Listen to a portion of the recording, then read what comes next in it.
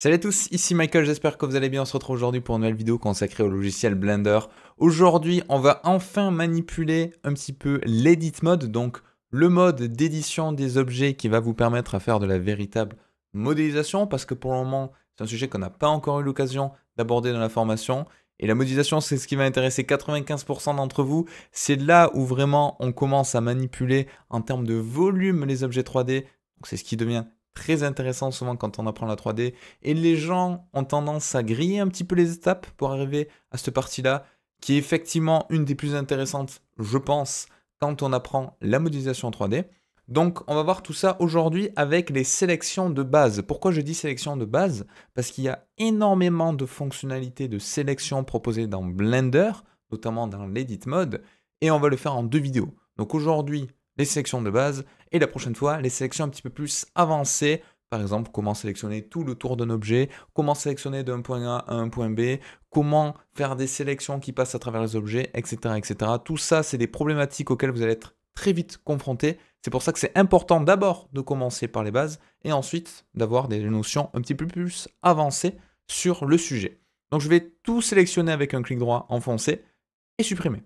Donc je vais faire Shift A et je vais rajouter un mesh de type UV Sphere. Alors souvent, on montre les sélections avec une sphère parce qu'elle est très intéressante en termes de topologie. Si je passe en Edit Mode, voilà ce que j'ai. Alors quand je parle de topologie d'un mesh, c'est quoi? C'est tout simplement sa constitution avec l'alignement des points dans l'espace. Il faut savoir qu'un mesh 3D dans Blender et dans la plupart des logiciels de 3D sont constitués de trois éléments principaux. On a des points, des arêtes et des faces.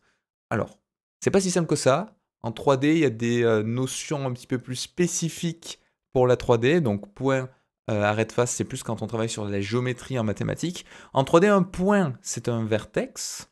La notion de point existe aussi, mais elle est un petit peu différente. Les arêtes en anglais, ce sont des edges et les faces, ce sont des faces. Alors, j'insiste sur ça. Je sais qu'il y en a beaucoup qui n'aiment pas travailler avec des notions anglaises, mais forcé de constater que c'est le langage par défaut utilisé dans la 3D et dans Blender, et du coup à chaque fois dans les interfaces, quand vous allez survoler, par exemple si je survole ici, on a Vertex Select, donc un vertex c'est un point, qui au pluriel se dit vertices, donc si jamais vous voyez vertices, en fait c'est vertex qui est mis au pluriel. On a ensuite le edge et on a également le face. Alors vous l'aurez compris, un mot c'est quelque chose qui permet de passer d'une sélection à l'autre.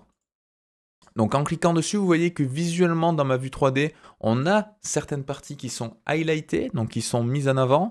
Là, je suis en sélection de points, donc mes points ressortent un petit peu plus dans mon affichage. Si je passe en sélection d'arêtes, donc d'edge, vous voyez que là, c'est plus mes arêtes qui sont mises en surbrillance. Et si je passe en face, ce sont mes faces qui sont mises en surbrillance. Donc ça, c'est très important. Vous pouvez facilement passer d'une édition à l'autre ici. Raccourci clavier également, très intéressant, assez important. Le 1, 2 et 3, donc non pas de votre pavé numérique, sinon vous allez changer la vue, mais au-dessus de votre clavier AZERTY, vous permettent de changer le mode de sélection. Du coup, ça ne fonctionne pas chez les gens qui n'ont pas de pavé numérique et qui ont simulé le pavé numérique avec la ligne du dessus.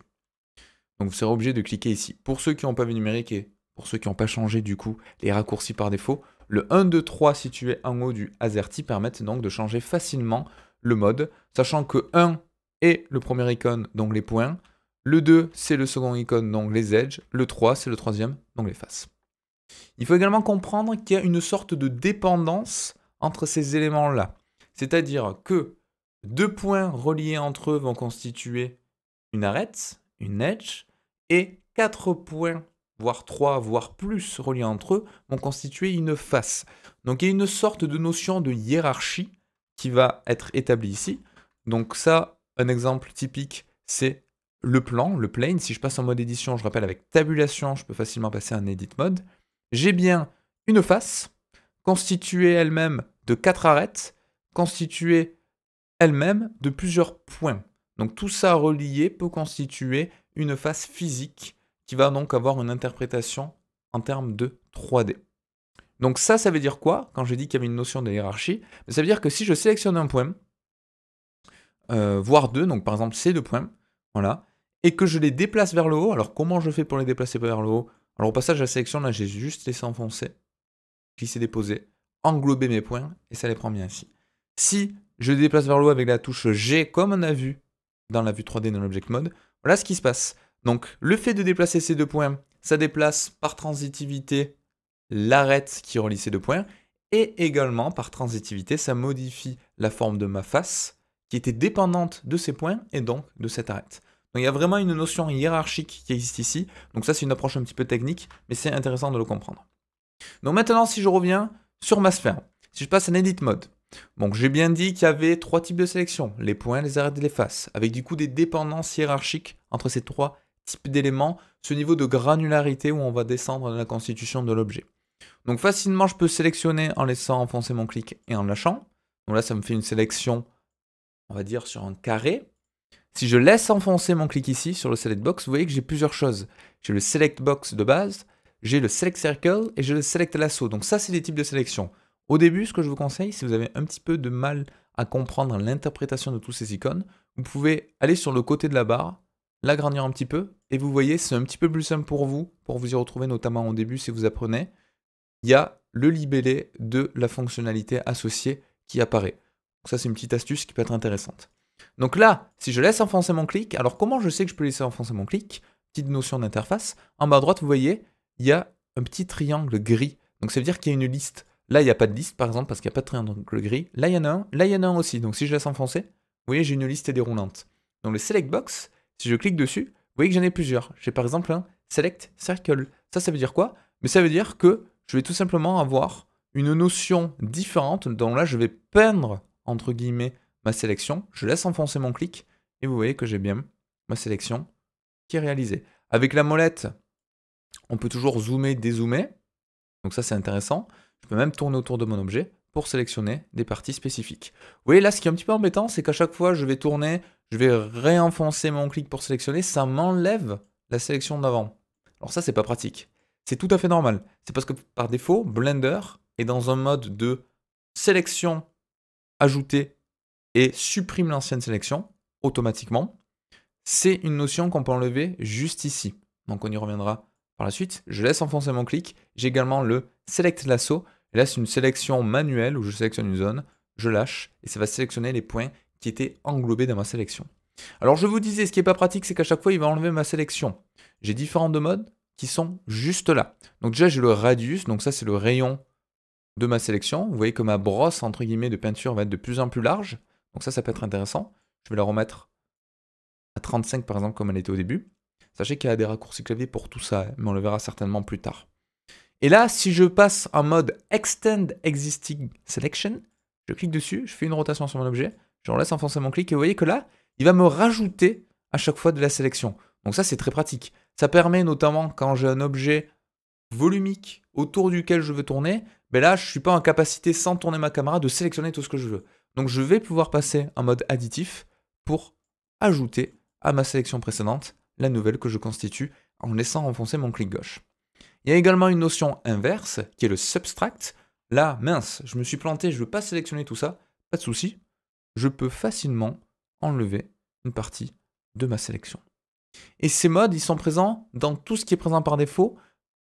Il y en a même des fois des supplémentaires. Si je passe en Select Box, vous voyez que là, j'en ai encore plus. Alors comment je fais pour enlever la sélection que j'ai là? Je vais simplement faire un clic à l'extérieur. Et automatiquement, il me fait une nouvelle sélection vide. Donc il me désélectionne tout. Sinon, il y a le raccourci Alt-A qui permet de tout désélectionner.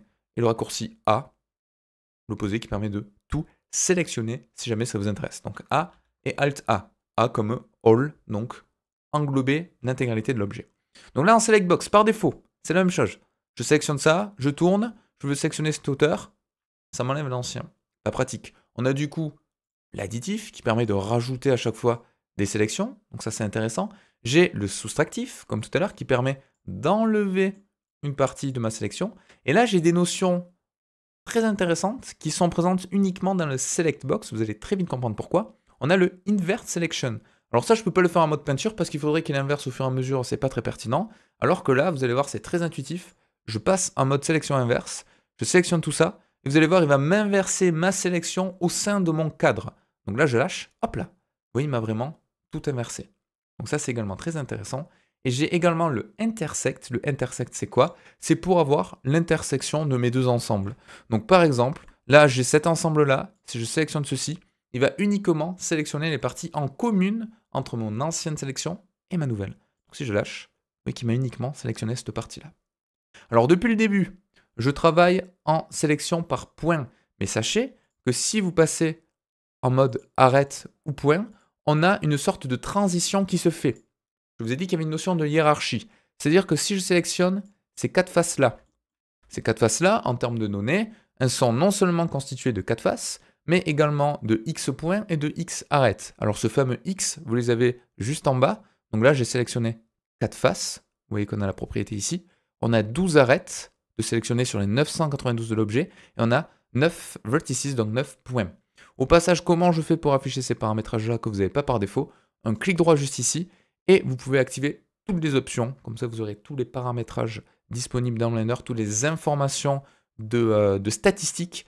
Donc là, c'est le Scene Statistics, mais les autres sont également intéressantes. Comme ça, vous aurez exactement la même chose que moi.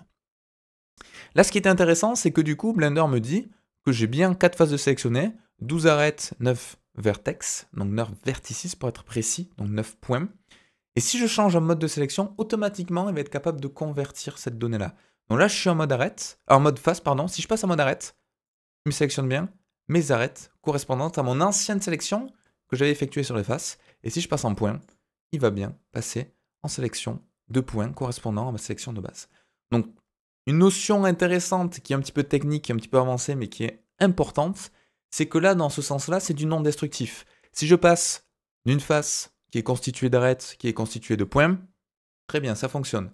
Mais par contre, si je sélectionne des points isolés, eux, ils vont pas forcément constituer une face. Par exemple, je sélectionne ce point-là et ce point-là. Vous voyez qu'en mode de sélection en face, tout se passe bien, je ne perds pas d'informations. Si je passe en mode arête, tout se passe bien également. Pourquoi? Mais parce que ces 2 points-là constituent bien une arête. Donc là, on est bon. Par contre, là, si je passe en mode face, qu'est-ce qui va se passer? Parce que là, ces 2 arêtes ne suffisent pas à elles-mêmes pour sélectionner cette face-là, également ici. Là, je vais perdre de l'information. Si je passe en mode face, automatiquement, Blender me dit, OK, les seules faces remplies, c'était celle-ci. Et du coup, là, si je repasse en mode arrête, mais j'ai perdu mon ancienne sélection. Vous voyez ce que je veux dire? Parce que la notion de hiérarchie n'est pas bilatérale. On peut passer dans un sens et l'autre, parce qu'une face est toujours constituée d'arêtes, qui est toujours constituée des points, sauf que des points, en soi, ne constituent pas forcément des arêtes, ne constituent pas forcément des faces. Donc je vais perdre des informations de sélection si je passe dans cet ordre-là. Donc c'est quelque chose qu'il faut garder en tête, parce que des fois on va être amené à faire des sélections un petit peu farfelues et se dire « Ah mince, là il me manque une sélection, là quand j'ai changé de mode. » Et en fait on a perdu une donnée sur ces transitions-là. Donc voilà, c'est à peu près tout pour aujourd'hui, c'était vraiment les sélections de base. La prochaine fois, on verra des choses un petit peu plus intéressantes, par exemple comment sélectionner facilement des arêtes. Et mine de rien, déjà, juste avec ce qu'on a vu aujourd'hui, donc des sélections comme ceci, ben, vous pouvez déjà, avec les changements de position, de rotation et d'échelle, hein, comme on a vu la dernière fois, commencer à modéliser des choses très très simples, en déplaçant les objets comme ceci. Des choses très très simples, mais ça vous permet d'avoir une première notion de modélisation. Ne vous inquiétez pas, on fera d'abord des travaux très simples, des formes très basiques, et on va aller un petit peu en itératif pour faire des choses un petit peu plus complexes. Donc j'espère que cette vidéo vous aura plu. N'hésitez pas à me le dire en commentaire. N'hésitez pas également à rejoindre tous les liens présents dans la description, que ce soit les réseaux sociaux sur lesquels je poste de temps en temps des petits tips sur Blender. Ma chaîne Twitch présente juste ici, qui permet donc de me suivre en live lorsque je fais des directs. Je réponds à des questions que vous me posez en temps réel. Je fais des petits projets sur Blender. Vous pouvez voir un petit peu comment ça se passe pour faire des projets de A à Z qu'on fait la plupart du temps ensemble en interaction avec le chat. Donc pour ceux qui ne connaissent pas Twitch, c'est un petit peu comme YouTube, sauf que c'est que des directs. Donc je fais ça tous les week-ends sur Blender. La semaine, on fait d'autres choses comme du gaming ou autre. Mais si vous voulez suivre de la 3D en direct, ça se passe le week-end sur ma chaîne Twitch. Et sur ce, je vous dis à la prochaine. Ciao, ciao. A plus. Ah oui, également, très important, enfin très important non, mais la question revient souvent, les weekly Blender que je fais sur Twitch, du coup, sont en rediffusion sur une autre chaîne, donc je n'en ai pas sur la chaîne principale, ça aussi c'est dans la description si jamais ça vous intéresse, la chaîne secondaire, Michael TV, où il y a la rediffusion où je réponds à vos questions, c'est l'ancien format qui était présent ici, je l'ai juste un petit peu déporté de plateforme parce que ça n'avait pas vraiment sa place au sein des formations. Donc voilà, cette fois-ci, je vous quitte pour de bon. Je vous rappellerai ça à la prochaine vidéo, je pense, parce qu'il y en a beaucoup qui ne seront pas arrivés jusqu'à là. Et je vous dis à la prochaine. Ciao tout le monde, à plus.